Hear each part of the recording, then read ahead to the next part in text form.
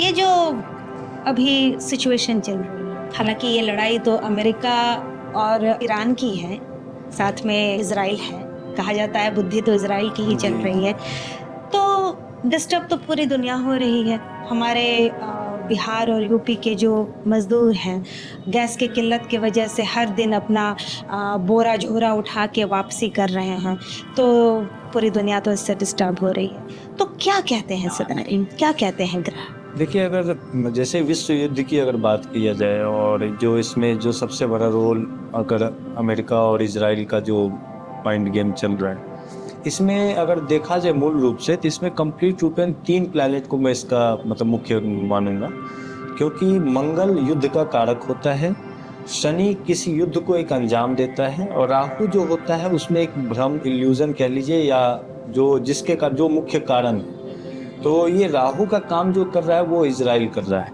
अच्छा, ठीक है। अच्छा। मतलब एक भ्रम पैदा करना या दो लोगों के बीच में कलेश लगवाना या जो भी करनी चाहिए, और इसका इम्पैक्ट जो पड़ रहा है, जो इस युद्ध का अगर आने वाले टाइम में अगर मान लीजिए वर्ल्ड वॉर 3 होता है, तो इसका कंप्लीट इम्पैक्ट पड़ेगा शनि वाले चीज पे। क्योंकि जब आप देखिए कि चलिए अभी युद्ध हो रहा है या जो भी कह लीजिए, अगर 1979 की चार्ट निकालें, उस समय से ये युद्ध का जो श्री गणेश है, उसी समय से जब इस्लामिक रिवॉल्यूशन बंद हुआ उसी समय से ये चीज चल रहा है।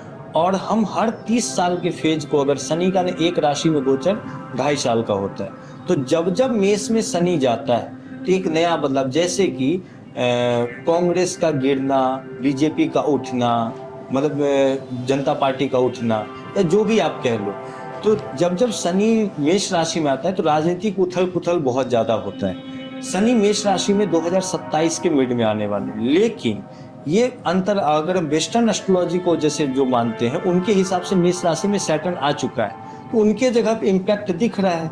और हम लोग क्या है ना कि हम लोग प्लैनेट का ग्रह और नक्षत्र के हिसाब से हम लोग कैलकुलेशन करते हैं, तो हम लोग के हिसाब से 27 के मिड में, तो हम लोग को जैसे कि इस वार का इम्पैक्ट, जैसे अभी हम लोग को शनि के प्रोडक्ट, जैसे अभी हम लोग को सबसे ज्यादा फर्क पड़ रहा है क्या चीज, तेल, उसके बाद जो भी डेट डिकेइंग आइटम है उसमें दिखेगा, मार्केट गिरेगा। दूसरा, राहु से रिलेटेड प्रोडक्ट जैसे स्टॉक मार्केट हुआ, इसमें बहुत बड़ी गिरावट आएगी। अच्छा, और आ ही रही है, बिल्कुल आ रही है। और आने वाले टाइम में देखिएगा सोना का मात्रा कितना बढ़ेगा नहीं पता, चांदी बहुत डबल ट्रिपल रेशियो में आगे जाने वाला है। अच्छा। जैसे कर्क राशि में जुपिटर जाएंगे, चांदी का मात्रा बढ़ने वाला है। ये एक मतलब जो इन्वेस्टर हैं उनके लिए एक फायदेमंद टिप्स हो सकता है।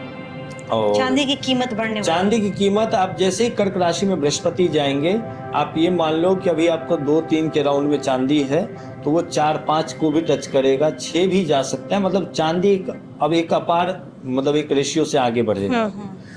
दूसरी बात क्या है कि अगर युद्ध की जहां तक बात है, तो पहले क्या था कि जो युद्ध होता था वो शस्त्रों की लड़ाई होती थी।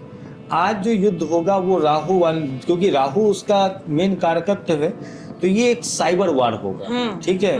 और साइबर वार होने के कारण, जैसे कि अभी हम लोग देखें 370 वाले टाइम में कश्मीर में नेट बंद कर देना, ये वो, आपको ऐसे बहुत बार ऐसे देखने को मिलेंगे कि केंद्र सरकार, राज्य सरकार मिलके जब उनसे कंट्रोल नहीं होगा स्थिति, सिर्फ ये मैं भारत की बात बता रहा हूँ, तो इंटरनेट का चीज से बहुत ज्यादा खिलवाड़ होगा। अभी जैसे कि भारत पाकिस्तान लड़ाई जो हुई थी, जी, तो उस समय भी तो कहा जाता है भारत जीत गया था फ्रंट पे, लेकिन साइबर उधर कंट्री वाले, पाकिस्तान वाले अपनी जीत का जश्न सोशल मीडिया पे मना रहे थे।